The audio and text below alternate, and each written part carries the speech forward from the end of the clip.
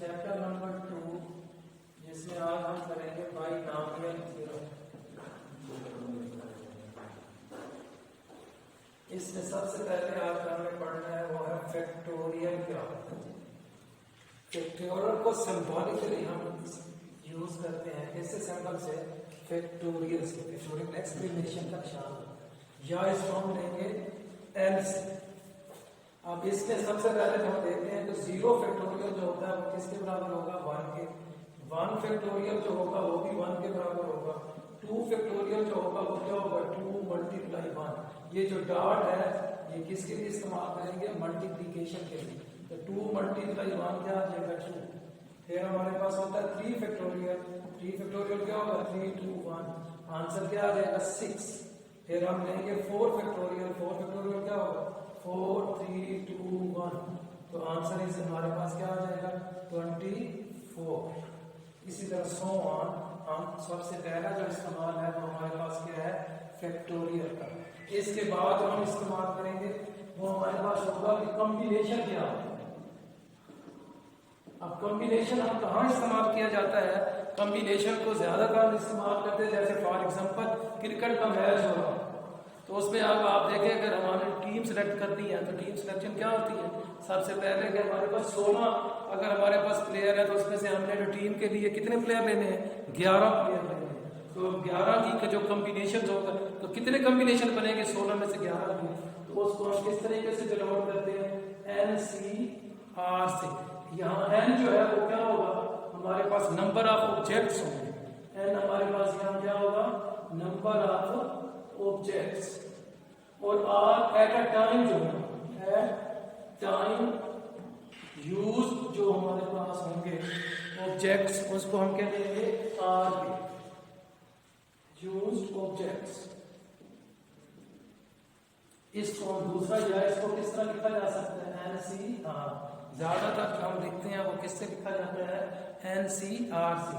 और NCR को किसके बराबर होता है, इसका फार्मूला ये होता है n factorial r factorial n minus r factorial के बराबर। फॉर एग्जांपल हमारे पास था 3c2, इसको हमने हल करना तो आप कैसे हल करेंगे, ये क्या हो जाएगा, 3 फैक्टोरियल 2 फैक्टोरियल 3 माइनस 2 फैक्टोरियल।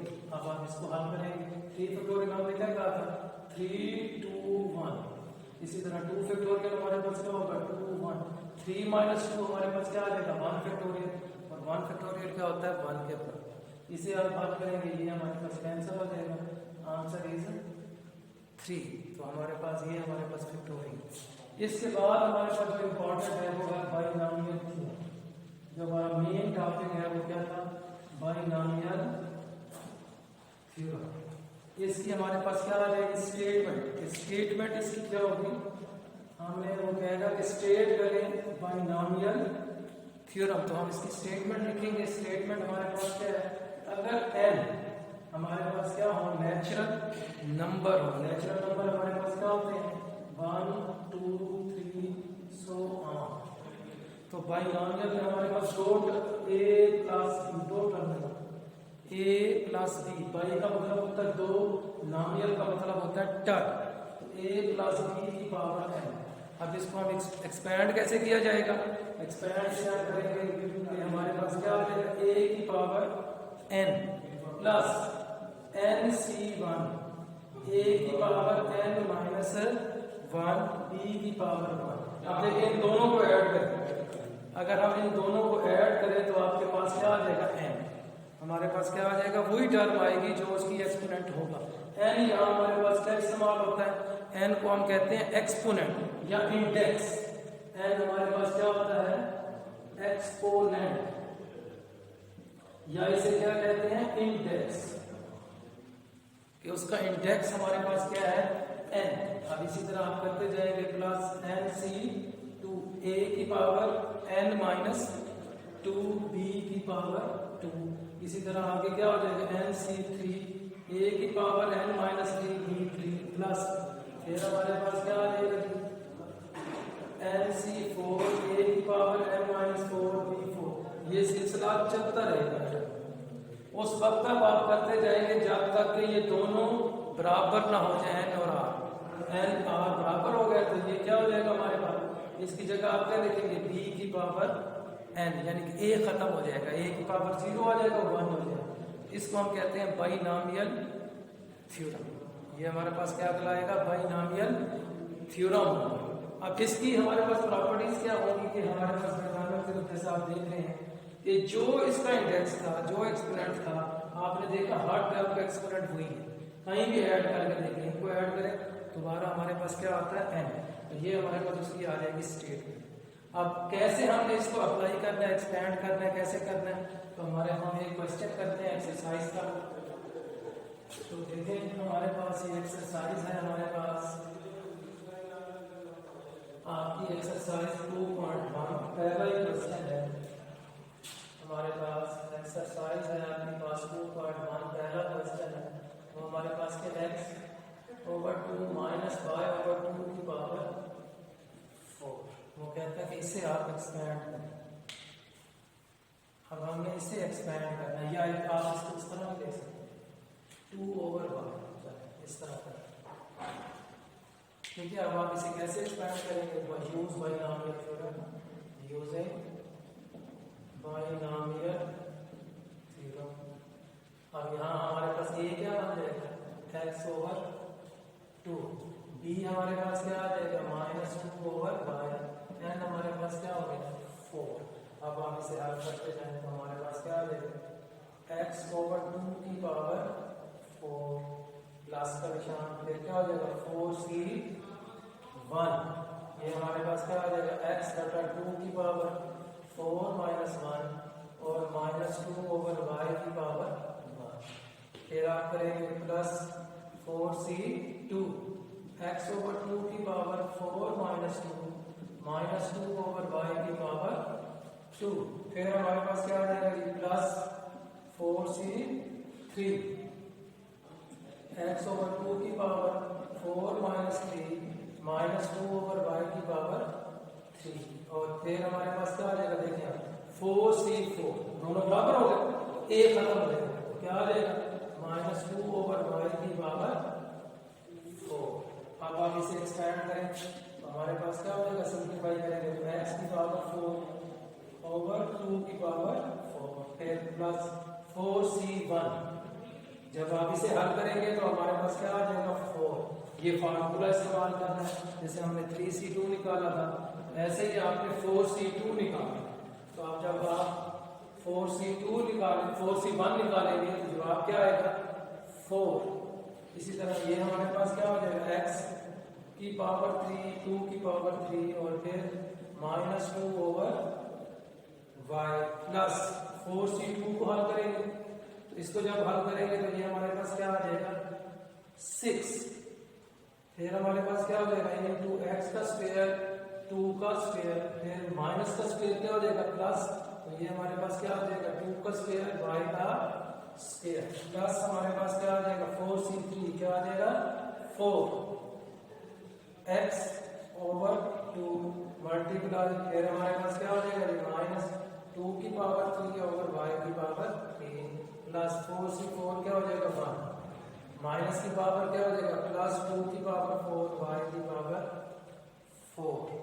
अब अगर यहाँ से अगर मैं वैसे आपको समझाना चाहता हूँ कि देखें कि जब आप 4c1 निकालते हैं तो कैसे आते हैं, हमारे पास 4 factorial over 1 factorial 4 minus 1 factorial, 4 factorial क्या 4 3 2 1 1 फैक्टोरियल 1, ये क्या बन जाएगा 3 फैक्टोरियल क्या होगा 3 2 1, ये आपस में कैंसिल हो जाएगा, आ जाएगा 4।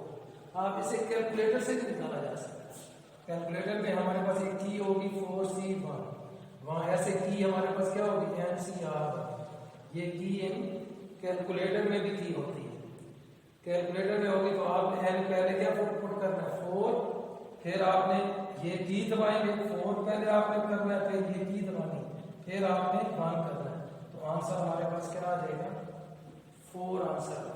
समझ आई बेटा बात की, तो कैलकुलेटर से भी इसे हल किया जा सकता है। कैलकुलेटर में ये हमारे पास की होगी MCR की, और आपने सबसे पहले क्या उसमें दबाना है 4, फिर ये वाली MCR की दबाएंगे, फिर आपने 1 पुश दबाएंगे, तो हमारे पास आंसर क्या आ जाएगा 4। इसी तरह आप सारे कैलकुलेट कर सकते हैं। अब इसे सिंप्लीफाई करें तो हमारे पास क्या हो जाएगा, x की पावर 4, 2 की पावर 4 कितना हो जाएगा 16। फिर हमारे पास अब ये प्लस माइनस माइनस, ये क्या हो जाएगा 4x की पावर 3, 2 की पावर 3 क्या होता है 8।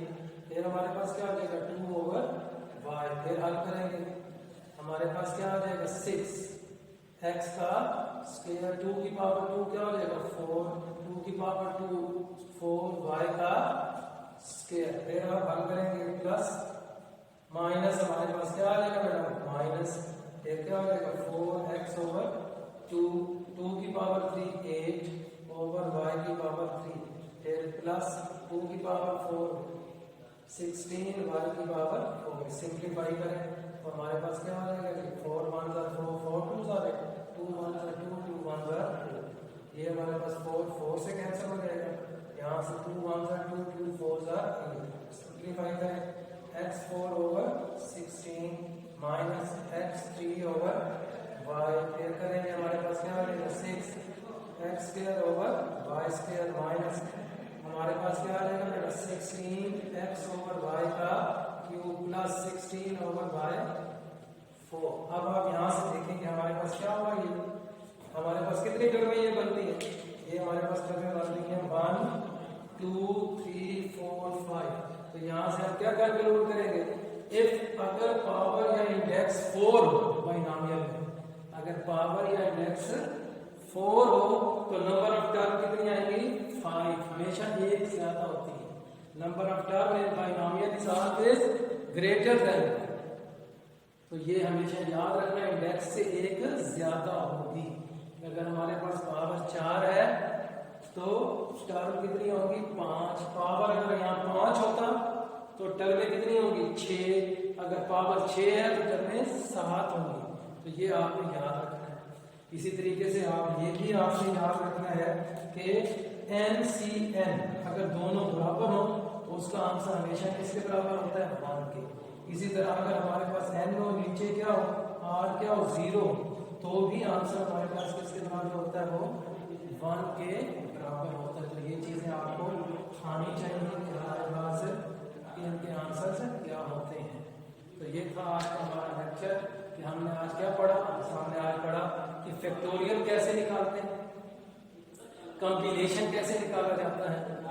ठीक है, कॉम्बिनेशन कहाँ यूज होता है, जहाँ भी दो चीजों को कंपेयर हमारे पास चीजें हों और वहाँ हमने कोई सिलेक्शन करनी है तो हम क्या इस्तेमाल करते हैं, जहाँ भी सिलेक्शन होगी वहाँ हम क्या इस्तेमाल करेंगे कॉम्बिनेशन को। फिर हमने क्या पढ़ा बाइनोमियल थ्योरम। अब बाइनोमियल थ्योरम में हमने क्या पढ़ा कि उसकी स्टेटमेंट क्या होती है। बाइनोमियल की स्टेटमेंट के लिए हमने क्या देखा कि अगर बाइनोमियल की पावर या एक्सपोनेंट या इंडेक्स अगर n है और वो किसको बिलोंग करता है, वो क्या होना चाहिए हमेशा नेचुरल नंबर होना चाहिए। नेचुरल नंबर क्या होते हैं 1 2 3 सो ऑन। अगर बाइनोमियल का मैंने पहले कहा कि 2 टर्म में होगी, उसकी पावर होगी तो उसको जब एक्सपेंड करेंगे वो क्या होता है a की पावर nc1 a की पावर n-1 b की पावर 1। तो आपने क्या देखा था इसमें कि हर टर्म में जो पावर होती है वो कितनी होती है, ज्यादा से ज्यादा n ही होगी। उसकी पावर हमेशा क्या होगी, हर टर्म की पावर n ही होगी। ठीक है, इसके बाद हमने क्वेश्चन की एक्सरसाइज का कैसे इसको अप्लाई किया जा सकता है कि हमारे पास एक क्वेश्चन हमने दिया x/2 - 4y की पावर 4 एक्सपेंड किया यूजिंग बाइनोमियल। तो हमने देखा कि हमेशा टर्म जो होती है वो हमेशा इंडेक्स से एक बाइनोमियल में ज्यादा है। Thank you. इंशाल्लाह नेक्स्ट हम इसका करेंगे कि हम बगैर थ्योरम को इस्तेमाल किए कैसे एक बाइनोमियल थ्योरम की कोई भी टर्म को फाइंड आउट करेंगे।